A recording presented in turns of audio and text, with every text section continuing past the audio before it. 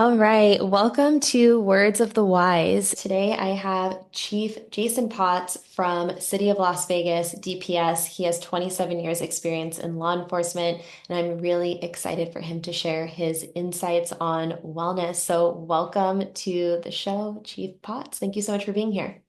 Thank you, Paige. Thanks for having me. I'm honored to be here.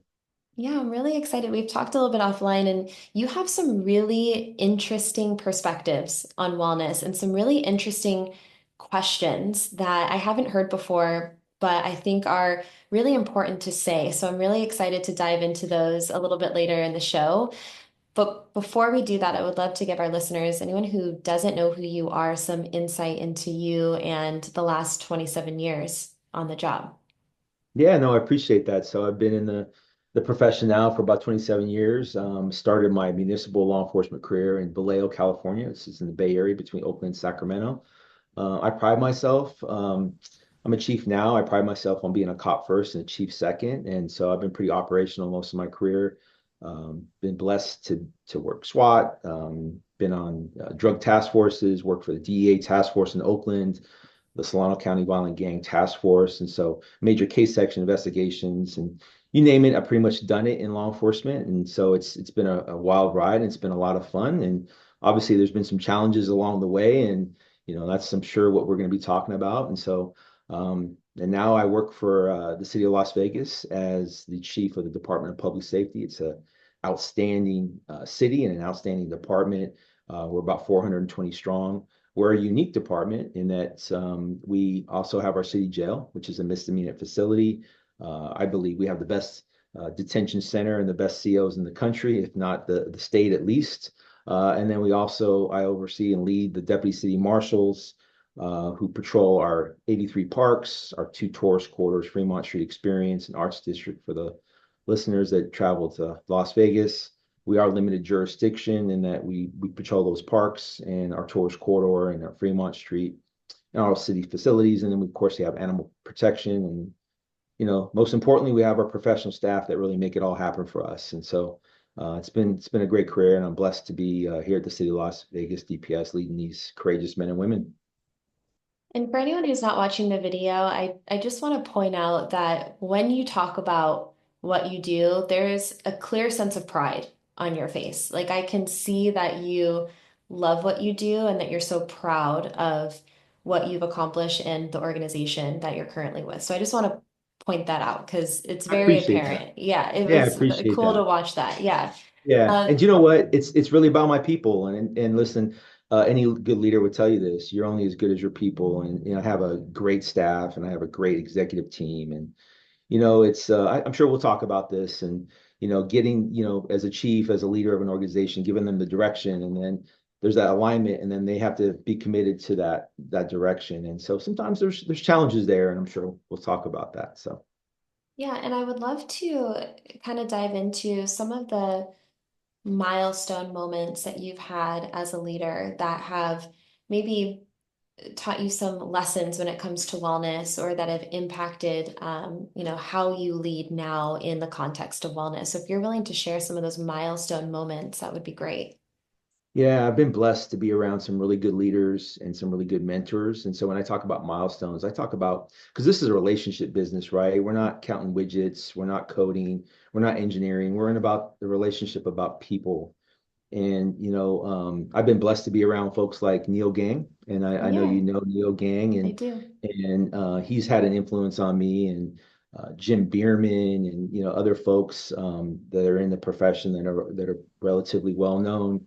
But I've also the counter to that, I've been around some leaders that haven't been so good, and sometimes you learn from them as well. And I think the milestone moments for me, I always like to see the glass half full instead of half empty. But even the negative moments, I think we talked about this offline, and 2020 was a hard year for everybody during COVID, and having to deal with things such as being an incident commander on an officer involved shooting, and feeling the weight of that responsibility that ended up in that, and then the impact that had on some of people that were close to me, the folks that were underneath me and I considered friends and subordinates, but really just most importantly friends. We talk quite a bit about when we lead with love and we lead them up, and this is a family, but do we really mean that? And anyway, those are some of the things that really influence me is some of the folks that I've been blessed to be around in my life, that have helped influence me. And of course, my loving family and my wife. We all have a storyboard. We all have a schema and experiences growing up, in where I grew up. I grew up in Vallejo, which is the city I policed in for 20 plus years, and that was great. But it came with challenges as well, and so uh, it's been a good career though. And I love the mentality of kind of like don't forget where you come from. And Yes, you were like, I'm a chief, but I'm a cop first. And yes, I've had, and you saying that you've had, mentors that have shaped you and that you've learned from, but then also this perspective of like I've also learned from mistakes. I've also learned from other people who I didn't really think were maybe doing it right. And I think that that's a really important perspective that one, like don't forget where you come from, have that level of humbleness a little bit, and vulnerability. And I know that, we talked a little bit about the power of vulnerability, and I'd love to kind of dive into that next, but also you can learn from every situation, good or bad. You can learn from every person, good or bad. And so I love that perspective. yeah. No, I appreciate that. I'll tell you, I think humility is such an important leadership trait. I think vulnerability is such an important leadership trait. I'll tell you, from a humility perspective, I've never stopped trying to show that I'm qualified and competent for the position that I'm in. I'll say that again. I've never stopped trying to show that I'm competent and qualified for the position that I'm in. And I think that is what really drives me. That's the heart of who I am, is that I'm constantly trying to improve and make things better, for my people. So it's important to me. It really is. Have you ever heard the expression, if you're not growing, you're dying? That's it. Exactly. That's what I thought of when you said that. And that's Yep. something that I try to live by too, is like, how can you keep growing as a Yes. person, as a partner, as a leader? How can you make sure that you're not entering into a space of complacency or stagnation, that you're continuing to try to grow and be better at what you do. And so that was kind of Yes. what came up into my mind. And that's a motto that I live by is if you're not growing, you're dying. So like, keep Yeah. striving to be the best that you can possibly be. It's a business concept too, if you think about it.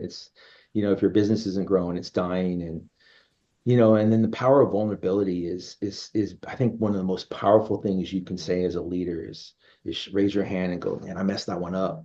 Mhm. And I'll tell you, the SWAT teams in the world, the SWAT operators, and your audience that's probably listening, anyone that is a SWAT operator, it's on a SWAT team or on a tactical team.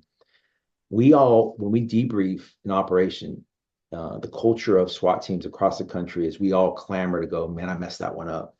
I didn't hold long. Hey, we had breach and hold. I went the wrong way. Or hey, I wasn't looking for work. I didn't see that. There's this culture in SWAT teams where you have the power of saying, hey, I messed that one up. And I think as a leader, I love to say that and I mean it.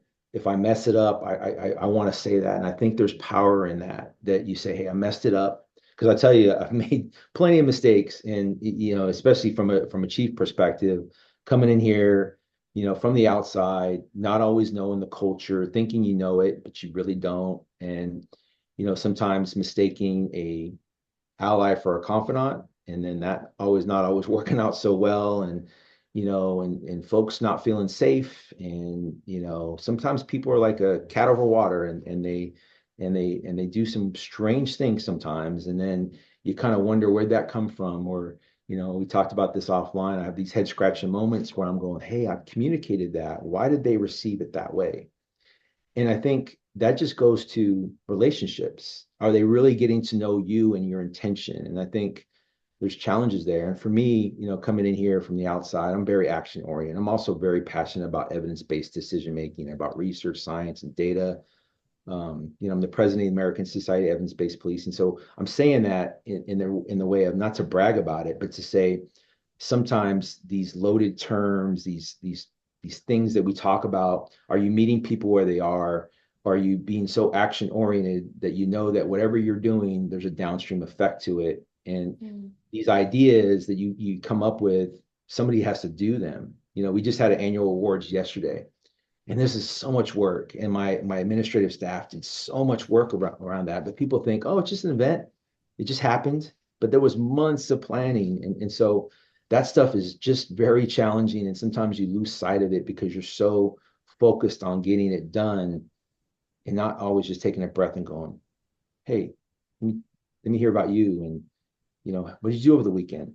What makes you tick? How are your kids? And I'll tell you where I'm falling short. Even to this day, is that, I'll share a story with you. I was about 3 or 4 months into this, and he's now my deputy chief. And I was talking about him. I was like, hey, your fiance. And I'm like, wait a minute, he's married. Like that's unacceptable. You know what I mean? To not know his loved one's name and all those things. And because I'm so busy trying to improve the enterprise, like people just want to get to know who you are. And like if you show that you care, then they're going to reciprocate that back, right? People don't care how much you know till they know what you care. And nobody cares about what you're really doing because the end of the day, when you leave a legacy, how did you make people feel? And it's those conversations that you had that had an impact on somebody. And I still think about a conversation I had with um, one of our SWAT team members in California, and he talked to me about this when I was leaving. He goes, "Hey, I don't know if you remember this, Captain, but you changed my life." And you talked about about a marriage, about some marital issues and some other things. And the point of the story here is that I didn't remember that conversation. Mm. And why is that so why it's so powerful and impactful for me is you never know the conversation you're having that you're going to have with somebody and how much influence that has on them. And as a leader and those that are listening, that's the magic. Mhm. That's the code. That's your that's stimulus and your reaction to things. And there's a space somewhere there with the world just does these things. I'm big into stoicism, controlling the controllable. But the point of that story, going back to that, is that I didn't know that story had such a that conversation, sorry, story, conversation had such an impact on him to the point where he had to tell me that years later. And I Yeah. still think about that. And it was a lesson for me to remember. And again, I fall short to remember that that's the magic.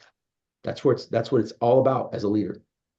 And I think that's such a good reminder that like you never know how you can impact someone's day, how you can impact someone's life. But I think the important caveat to that maybe you did or didn't realize is that there has to be the authenticity attached to that. And you are authentically having a conversation with someone that impacted their life. And I think that you can't force that because that's not going to be impactful at all. If you go around being like, well, I'm going to change someone's life today, or I'm going to try to be someone's XYZ. And so I think that having that little end to that of like, but that has to be authentic and it has to be a part of like your fabric and who you are is that you are making the effort to try to get to know people, to have meaningful conversations, to remember their spouse's names, that has to be something that you're authentically doing, not because you're trying to change Exactly. someone's life, but because you genuinely care. And to kind of full circle everything and share a story with you. Chief Gang was one of the first, he was the first person to ever look me in the eye and ask me, what is your story? Yeah. And I was at that time afraid of being vulnerable. And I had tried to put on this perception of perfection.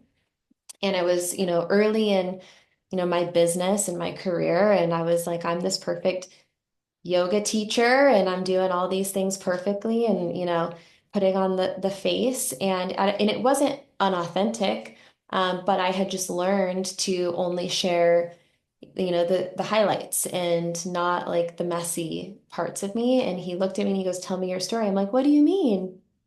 Like I've told you. And I know what you're talking about. he looked Yeah. me again and he's like, no.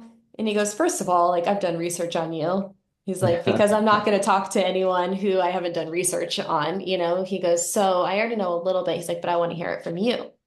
Yep. And that was the first time I had like really told a stranger. At that time, he was a stranger. Now I see him as, a friend and a mentor because I think that he's absolutely an amazing human being.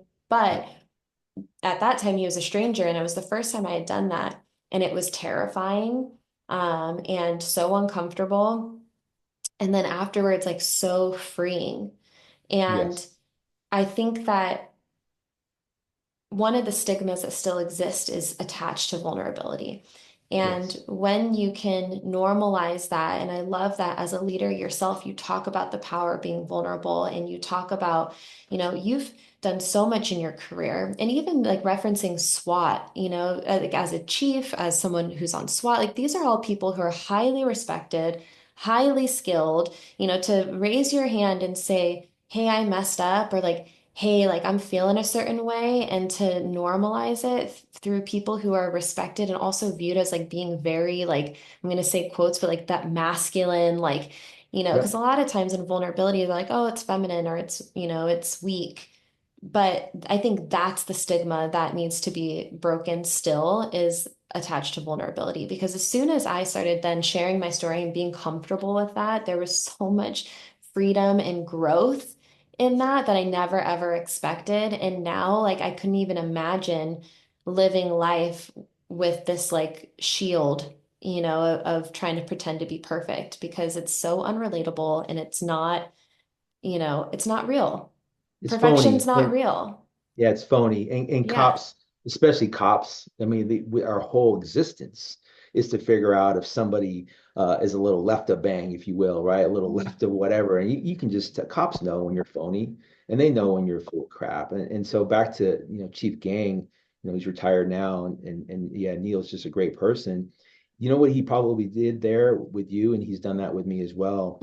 He gets into your space. And what I mean by that, he's present with you and there's power there as well, right? When somebody, when somebody's present, like if you're with somebody and you meet with them and your phone's on the desk and if your phone alerts and you see that person looking down at it or they subtly look at their watch, or when somebody shakes your hand, they don't look you in the eye, you just know they're not there, they're not present. And those leaders and those people, not even leaders, but just people in your lives, you've known them, you've seen them, when they're present, you feel it.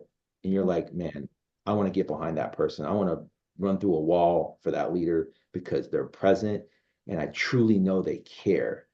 And the thing that I think the challenge that sometimes I even face is that because sometimes we get so action oriented in my organization, we're very siloed. I don't always get that FaceTime with some of my people and they don't really know my intention and my heart. And then I have to wonder, and then I shouldn't be surprised when I go, wait a minute, why don't they see that? Why don't they see that I care? It's Mm. because they don't know me and they haven't got to know my intention and my heart and my relationship. And then people just have agendas too. There's a saying, right? Never underestimate somebody's ability to disappoint you. Mm. Sometimes people are just bad people too, and we all have to accept that as well. That some people are just broken, and you got to ignore those people. And I think we talked about this offline. Is as a leader, as a new leader, especially if I could go back, I've been on this 3 years now as a chief.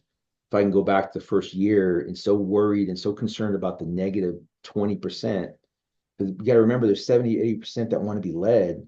And we so focus on these negative that this focus on the positive and the people that want to follow you. And I think, even if it's 20, 30%, at some point you'll get that tipping point, that moment where they'll start to come along with you. And leadership is about inspiring others to follow you and, you know, all those good things. And I also wanted to kind of circle back because you talked a little bit about, you kind of threw it in there that you like stoicism. And Yep. my viewpoint of that is emotional regulation, right? You Mm, try to stay level. It's emotional regulation. So you try not to get too high or get too low. It's like you try to stay right as steady as you can in the ups and the downs, right? difficult to And do. so difficult to do, but that's Yeah. also what they teach in yoga practices and breathing techniques and, trying Mm, to create that emotional regulation. And it is really challenging to do that, especially with all the things that you see and you have to do on a day-to-day basis.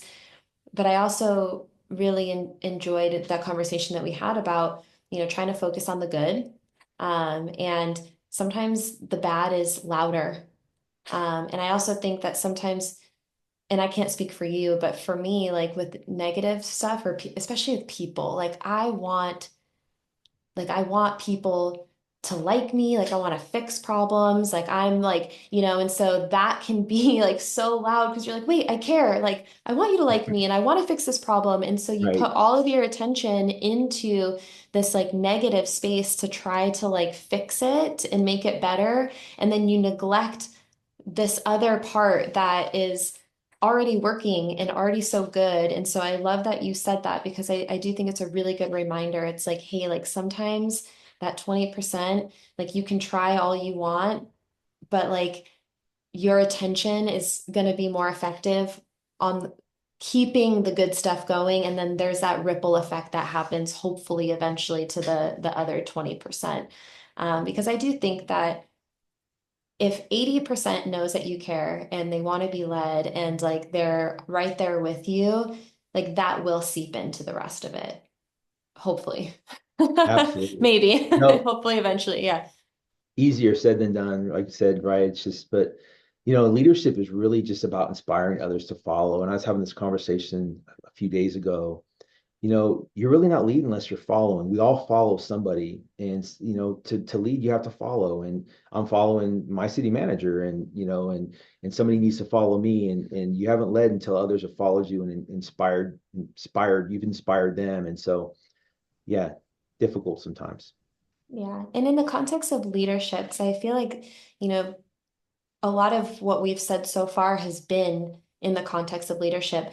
What does leadership mean to you? What is the definition of leadership for you? Yeah, I think I just hit on it. It's inspiring others to follow. But I think for me, it's also being okay with not being okay. And again, that's that perspective we talk about. One of my favorite leadership books is Leadership on the Line, and there's a quote in there. Sometimes you have to just disappoint people at rates they can absorb. And so, being okay with being able to deliver that news and change at rates people can absorb, and that leadership is also situational. We come up, I kind of cringe when I hear these buzzwords, and I don't disparage somebody for throwing out servant leadership or whatever leadership phrase they want to have, but I think personally that is pretty naive. I think for me leadership is situational. I think a lot of folks are capable, but sometimes they're not always willing. And sometimes you have to be able okay to go, hey, now I have to kind of address that person a little bit different because they're capable, they're just not willing, they're not buying into the vision. They haven't aligned and they're not committed to it. And then you got to figure out what you need to do to fix that as a leader. And so for me, it's also about deposits and withdrawals. And if you think about any interaction you have with somebody, is again, relationships, partnerships, and friendships, building these relationships and being willing to be present and having these deposits. So every interaction you have, and I tell our cops this in law enforcement, is every interaction is an opportunity to have a deposit or withdrawal. And at Mm. the end of the year, you hope that you're in the green instead of the red. If you're in the red, you're probably in trouble. And I talk quite a bit about this as a leader. Is there's kind of four legs of a chair, if you will, that every leader has to manage. Your frontline cops is one leg, your elected officials is the other, your community, and then your fourth one is your command staff. You lose one of those legs, you're kind of wobbly. You lose two, you're pretty much in trouble. And so to constantly manage that as a leader, as chiefs, we have to politic almost every day. We have to build those relationships. We have to come up with win-wins and we have to have deposits. And when you have a withdrawal, you have to say to yourself, hey, I just implemented this new policy. It's not real popular. I got to look for some deposits because that's a withdrawal. And at the end of the year, you're hoping you're on the positive side of that. But gosh, leadership is challenging. It's risky business sometimes. And I like to operate like I don't have a net. I'm operating. I have a high tolerance for risk and ambiguity. I'm starting to slow that down a little bit because our people deserve better, not to always be so risky with things. But I've never heard that before. Deposits and withdrawals. I'm yeah, borrowing that. I really, really yeah, like that. What is your, because we know that, when you become a chief, you have a different set of stressors, a different set of responsibilities. What is your perspective on work-life balance as a chief? Yeah.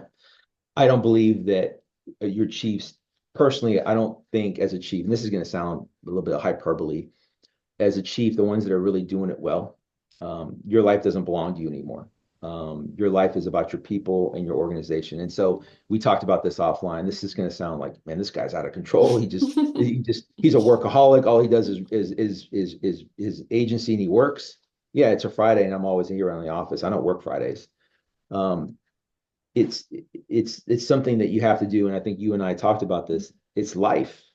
And so Right. for me, this is just life and I enjoy this. So if I enjoy this until I don't, right? But I do. I enjoy this. This is life and this is enjoyment for me. And so what that means is it's not really work-life balance, but what I see it as is boundaries and Mhm. having good boundaries to go, you know what? I'm going out to dinner with my wife. I'm gonna go somewhere to, I'm gonna go to San Diego for the weekend. Hey, you got this, and to trust your people. Another thing about leadership is trust. That's talked about quite a bit. I believe in this, and the good leaders will do this. Trust begets trust, but in the flip side to it, distrust begets distrust. If you distrust somebody, again, that law of reciprocation, they're going to distrust you back. And so the power of being able to say as well, hey, I trust you, get it done. People want to hear that and they love that, but and mean it. And Yeah. so, yeah, And we did talk about this offline because, I think that it's a different mentality between having like a 9 to 5.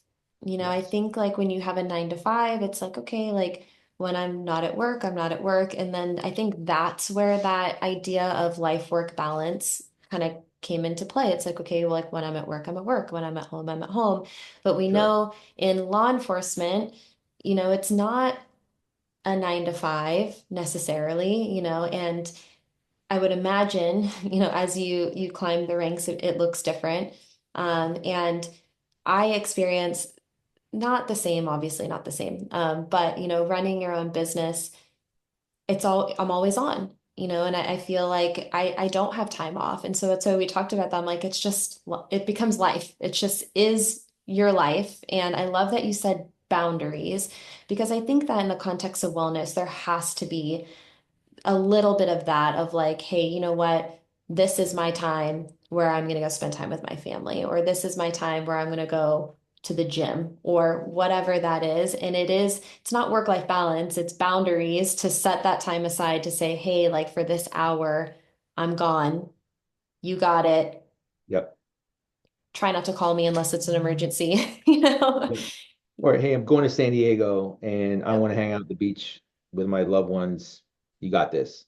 Yep. Unless it's burning down, I really don't want to hear about it, you know? Yeah. And then Um, empowering other people within your exactly. organization as well, because like you said, like now they know that you trust them to handle the job. It empowers them to become leaders themselves and to step into that role of like, okay, like I've got it while Chief's gone. So I like Exactly. that. It's life with a little bit of boundaries sprinkled in. Yeah. It's interesting when we talk about wellness and family. I was reading something on LinkedIn and it was an interesting article. A guy goes, you know what, we got to quit talking about we're a family. And this is in the law enforcement police context. I was like, I think I saw this post did you too. see the Yeah, no, same I think thing? I did Yeah. too. It And they're was, like, but are we really? It was like but are we something like really? that. Yeah. Yeah. And so I think, and I was thinking about this, and this is, we didn't even talk about this offline, but, No. you know, the first thing I think sometimes we all do as a leader, some leaders, somebody gets in a DUI or somebody gets in some sort of just misconduct. I'll tell you, and I really do this, and it probably drives my staff crazy, is I go, what's wrong? Like, what's wrong with that person? Mhm. And I think all too often we're so quick to go, "Nah, let me just clean my hands of this person. He got his second DUI, whatever DUI, or he's done this or he's done that, terminate. And you know what happens, I think, in governance is that liability and risk and human resources all butt up to this thing, governance and precedence. But man, forget that stuff. And like I just wish we could come up with a scenario or a situation where we could go, you know what? could we get ahead of this before they get that third or fourth DUI? Could we get ahead of this before they use of force that's just so egregious and they snap? What is going on in their life that we could have fixed that or we could have got ahead of that beforehand? And I think governance gets in the way. And I think to that person's point, this popped in my head. Sorry, we didn't even talk about what we are going to No, say I about love it. it. Yeah. But that just popped in my head. Is like we talk about family, but are we really caring about our people? And I think, you know, I love listening to other podcasts, and Simon Sinek is a really good, The Curve and all these things that they're Mhm. doing. There's this restaurateur by the name of Will Guidara, and he talks about charitable assumptions. Is that we're so quick to, if somebody Mm. cuts us off in the freeway and, we want to go up beside them, we want to flip them off, or we want to just look at them crazy and all this other stuff. But how do you know that person isn't in a hurry because his wife is in labor? Or, even from a flip side to the public looking at our officers and, a female officer, for example, stops somebody and she's a little bit short. But what you didn't know is that that same female officer just put her baby to bed and is having trouble with daycare. And now she's working a graveyard shift. And so I Yeah. think a lot of times you talk about humanizing the badge. I don't think we do a good job of that. That people should know that I put my pants on just like anybody else. I'm a cop first and a chief second, and that I cry when I watch a movie, or I drink an IPA, or I have my own little quirks. I'm just like anybody else, but I have a role to play. And so these things are, I think, you talk about sometimes we lose sight of that, like of our leaders actually have challenges and we struggle, and not just our leaders, but our cops. And I think the public don't really get to see what they deal with and don't understand that our cops deal with people on the worst days of their lives sometimes. If not the worst day of their life, the worst day of their year, month, or week. And that projects and deflects back on them. And I just came back from ICP organizational or well health and wellness conference, and there was an interesting panel on the stressors and what really causes stress for cops. It is the traumatic experiences that they see, right? The traffic fatalities, the shootings. I'm not going to say it's not that, Mhm. but it's also, and even more stressful, as the research shows, the organizational stressors, the organizational activities, the mandated overtimes, the organizational betrayal, the lack of fairness, the lack of consistency in leadership. And we fall short there. And this is just for the audience listening. Man, this all of us chiefs that are listening, any leaders that are listening, let's find a way to get this done right. And I know we talked about this offline. Who's doing it well? Right. Who's cracked that code? Who's doing the Southwest model? Who's that organization that's all about their people first and the customer second? Who's doing that? But I'll tell you, it's very difficult. You know why it's difficult? Because of governance. Governance gets in the way, precedence, human resources, liability, risk. And this is not to disparage those entities, but it's just the institution that we have. It's policing's institutionalized, but we need to figure out ways to do it better. And there's a group called The Curve, and I really admire the work that they're doing. And Simon Sinek is just an amazing kind of expert in organizational leadership and all that good stuff. And anyone that's listening to this, I'm sure most people have already heard of Simon Sinek and The Curve. I would encourage folks to listen to those folks. Thank you for sharing that. And I loved what you said here. You have to repeat it because I had it in my head. I was thinking, you said assumptions. Charitable Charitable assumptions. assumptions, because I was like, yeah, like giving someone the benefit of the doubt. It's the same thing of Yes. like, okay, well, maybe they're having a bad day. And I do think you're right that a lot of times we jump straight to this person is being whatever and, having that thought process. The other thing that I really believe, and you can tell me if you disagree or if you agree, and I'm okay if you disagree. I truly believe that our perceptions are based on our preconditioning and our past experiences. Yes. And you can learn from past experiences and preconditioning, and you can grow from those things and you can change your perspective. But I think that your perspective is based on that. And a lot of times, when we're talking about like leadership or we're talking about wellness, your your perspectives are going to be different based on what you've been through. And it sounds to me, and we have not talked about any of this offline, and we don't need to really dive into it, but it sounds like to me you have an immense amount of empathy. And I think empathy comes from past conditioning or past experiences. And I feel the same, like where I ask those questions too. Like if I see someone who's homeless, and I'm always like, man, I wonder what they went through in their life.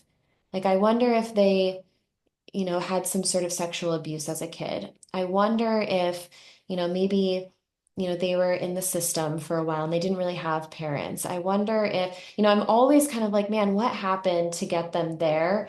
Yes. And I've had people in my life that are like, it's black and white. They're like, nope, everyone has the same opportunities and they're probably just a drug addict and that's it and it's their fault.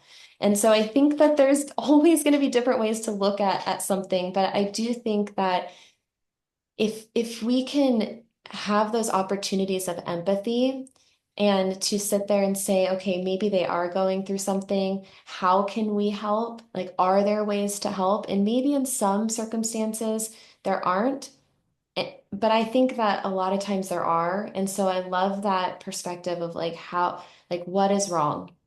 Like What do you mean? how can we get in front of it? How can we have that empathy? And I think that goes back to those charitable assumptions is like having that empathy for people of like, what, I'm going to choose to see it this way. I'm going to choose to like have that sense of empathy that maybe they're going through a hard day and I'm not going to jump to a conclusion. I'm going to see how I can, help that person or try to get in front of it moving forward. Obviously, as a leader, it's a different context, but Yeah, simple stuff, golden rule, and you're right. And we've talked about this offline. Is what makes somebody full of empathy? How do I pour into somebody that doesn't have empathy? What does that look like? And how do I, as a leader, meet them where they are when they're not there? They're not even close. They're just a-holes. And what makes somebody emotionally intelligent? What makes you you?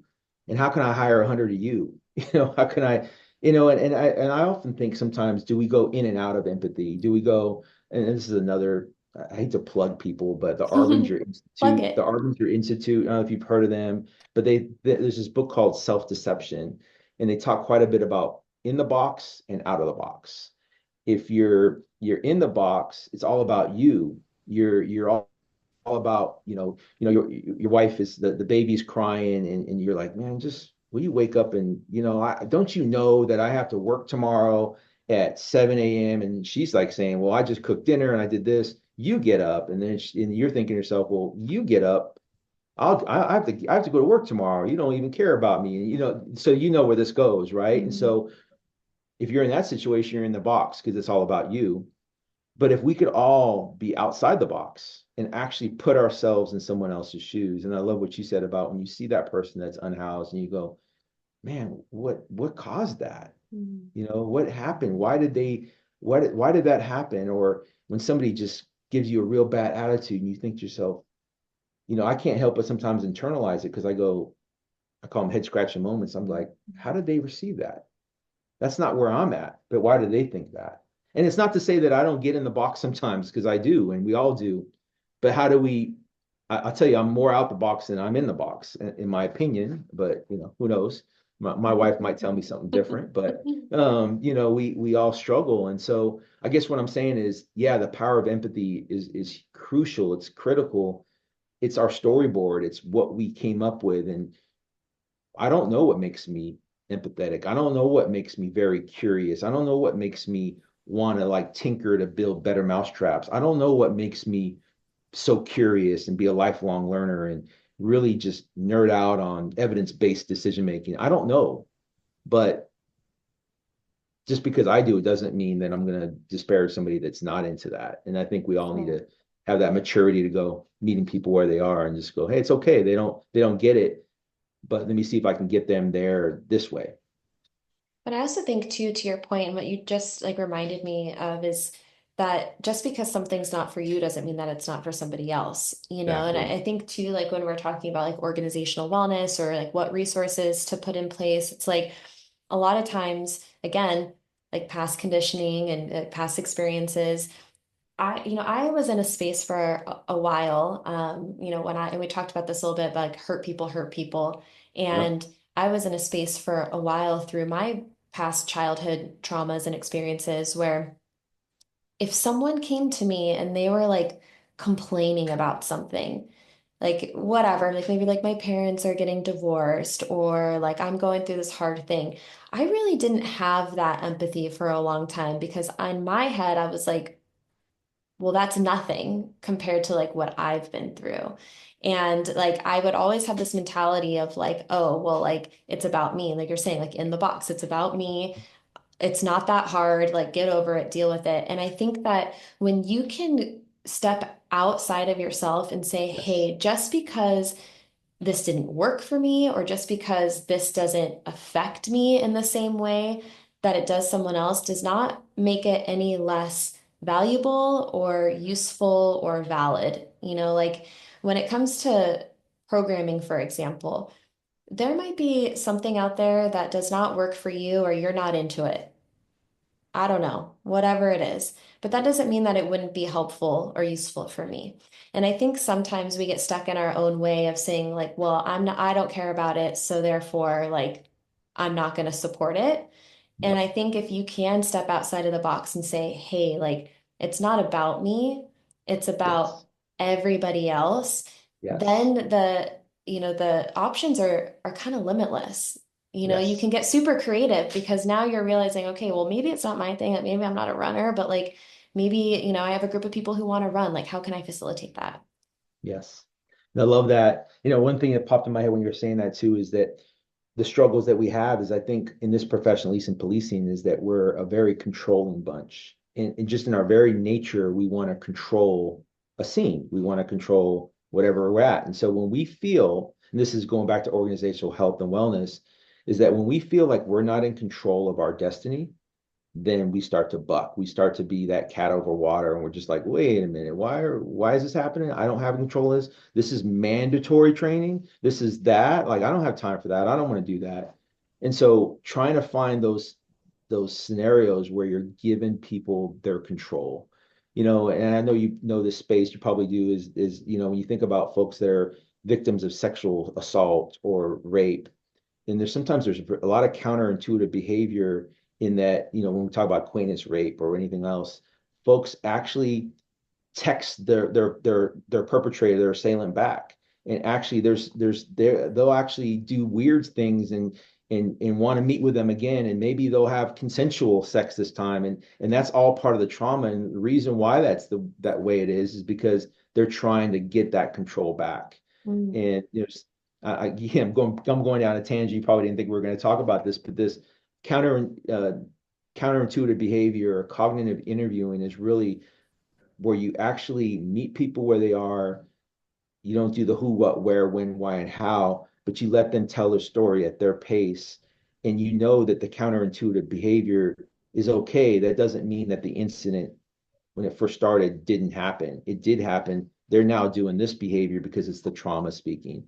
And I think as police, the folks that are listening to this, detectives in the world, the cognitive interviewing does work. And it's because it's when they try to, and then when they don't recall things, and you're like, wait, why don't they recall that? Why don't they recall that that person was wearing a hat or had a mustache? Is because they weren't focused on that. They were focused on other things and having us help them retrieve those cues because all that memory is in their bottom up. It's not in their prefrontal lobes. It's that fight or flight. Anyway, I'm going Yeah. off on a tangent a little bit, but my point of all of this is really about control. And control is so important in life and trying to meet people where they are and having these win-wins and finding ways to give them control, almost like you're hiding the vegetables, you're giving them control and you're not always doing it. And that sounds inauthentic, but sometimes you have to do that to make it Yeah. work, if that makes sense. Yeah, I hear what you're saying for sure. And I know that we talked about like some of those things that you've kind of put in place within your organization that are that like out of the box thinking a little bit, maybe some really unique things that you're doing. Would you share? Because I know you're doing a lot and it's like it's really like different, I think. I mean, there's the same stuff too. You have like like I won't say normal, but you have like some of the things that other people do, but there's some things that you're doing that are really interesting. So are you willing to Yeah. to share Sure. that a little bit? No, I'm proud of this stuff. Yeah. I'll tell you, I'm proud of the efforts that we've made, and I'm just gonna give some kudos to. I hired one of the first hires I made was a behavioral health administrator, which is a bit unique. If you were like, who's what is that? What does that mean? So she's a licensed marriage family therapist, and we've hired her. She's on our staff, and she leads our peer support team. Her name is Yamil Landrian, and so Yamil has just been a powerhouse, and she's we've brought in therapy dogs. We're trying to get our own therapy dog at some point. There's obviously, concerns with budget and money and what does that look like and who's going to maintain it. So what we do is we contract these therapy dogs. That's one thing that we do. We've done stuff such things as sleep workshops, financial resiliency. We've even had an Audible book club. And I'll tell you, I share this with you because we do this Audible book club, and one of the books that we talked about was self-deception. We talked about this other book called The Culture Code. And I'm sharing the story with you because it kind of failed. And what I mean by that is, we invite people to this Audible book club and they get to hear my leadership philosophy. This is the first year I was here, and we only had 5 people show up. I think the first time we had maybe 6, 7 people show up. The second book we had 3 people, and you kind of get disappointed and you're like, yeah, it's okay, but you Yeah. still get disappointed and we didn't continue doing it. But I feel like that was a miss. I probably should have said, you know what, let's try to reach those 5 people. Then those 5 people become 10 people, and those 10 people become 20 people. So that's one thing we did. We also did equine therapy. We've brought people out to that, and only a handful of people took advantage of that as well. We are looking at a new wellness app that's really evidence-based. It's called MRES. We're facilitating other workshops. We did our own wellness video where we had about 3 or 4 of our officers, both on the CO side and the marshal side, actually talk about some of their experiences and being vulnerable. It was a short clip. It was just internal. We actually are in the process of getting a Zen den, if you will, and Yeah. this is inspired by Chief Gang and Gang, yep. Yep. And so what we're trying to do in the jail is your jails are very gray and white and blue and they have weird smells. And so this Zen den is going to be a space for them where they're away from that custodial setting where they can have a break room and they can unwind and just relax, if you will. And so a little bit unorthodox, right? We're messing around with that. We're actually trying to even inject aroma into our jail. In fact, we have it now. We have lavender smells going into our jail, and what is that going to look like? And doing our own study there and kind of an evidence-based perspective. And our peer support team, our chaplains, you name it, we've probably tried it. So we actually just bought Alpha Stem um, I guess, I'm going to butcher this because they you put these things on your ears and it helps with anxiety and insomnia and different things. So yeah, we're trying everything. We're trying everything we Yeah. can to get it going. So I love it. Yeah, I love you were like yoga, sound healing, equine yeah, therapy, like yeah, we dog did do that. therapy, workshops. I was like, this is great. We did And try yoga. Yeah, we didn't talk yeah, about yoga. We did the sound therapy bowls and yep, you name it. it's But really listen, cool. we didn't get a lot of people that participated. And I think for the audience, that's okay. And at first you get disappointed. You're like, well, then what's the point of doing this financial workshop with only 10 people show up? Yeah. Or, we do a mentorship program too, where we've had folks that have been retired that have come back and kind of share their experiences. I'm a big proponent on retirees and making sure that they are a good bridge to the past. You have to know your history. And I'll tell you one of the proudest things I did when we came here, and I'll share a quick story. One of our folks retired, and I'm about 2 weeks on at the job, and my assistant goes, "Hey, so and so's retiring." And I go, "Oh, okay, cool." We go into the conference room. I go, "Where is everyone?" And they're like, "Oh, we don't do that, Chief. All we did was we gave him this kind of weird plaque and a badge, and we took a picture." And I'm like, "Wait, where are his friends? Where's his family? Where's his loved ones?" So we've done this thing now where we have a big thing. It's a retiree send off. We actually salute them as they walk out with their families, and we do a call on the radio, and we make it a thing. It's because it's important. They spent and sacrificed 20, 25 years of their life. They deserve to be recognized. And I bring this up because I'm proud of that, and we've got a lot of positive feedback. And it's important that we also engage with these retirees as mentors to our employees now, because again, they're the bridge to the past, and they're gonna say, hey, this is how it was before, but the perspective is now it's different. And they also give me insight on, hey, Chief, you might not want to do that, and this is why. So Was really actually really touching, and I appreciate you saying that. Like I was like getting a little teary-eyed when you said, because I was visualizing that send off and what yeah, that looked like and what that means to that yeah. person who dedicated their life for however many years to this organization, to their community, and to have that type of send off of respect and gratitude for that work, I think is so important. And we have heard so many times how tricky that transition can be, and how challenging that can be for some people to, you know, leave the job and feel like maybe they've lost their purpose or their community, and so to have that, I think is really, really powerful and really cool. And I was visualizing that and kind of getting a little teary-eyed. So, It is. And by the way, I've had moments where I've gotten a little teary-eyed. As a leader, it's seriously because you know why? Because I put myself in their shoes. Because I remember when I left Vallejo. yeah. And I had a send off, but it wasn't, we actually do a thing in Vallejo where we had a procession, and you only got those if you retired from the business, the organization. But we had a procession. We started at an area and we had 20 or 30 cop cars with their lights on going through our city and getting on the radio and talking about things. And it's just so powerful. And I remember my send off. I had people that would come into my office and they start getting teary eyed. I'm like, you got to get out of your office because if you cry, I'm going to cry, right? And Yeah, so I couldn't even get on the radio and say my final words without reading it because I wouldn't have been able to get through it.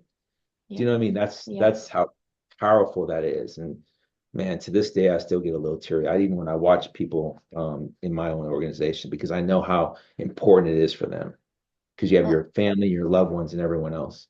So impactful. and I think it goes back to what we said before, like if you're going to say your family, Yes. how And are you do showing it. up, And do it. because yeah, exactly. And I think that by you guys doing that, like that's the indication that like you are a family.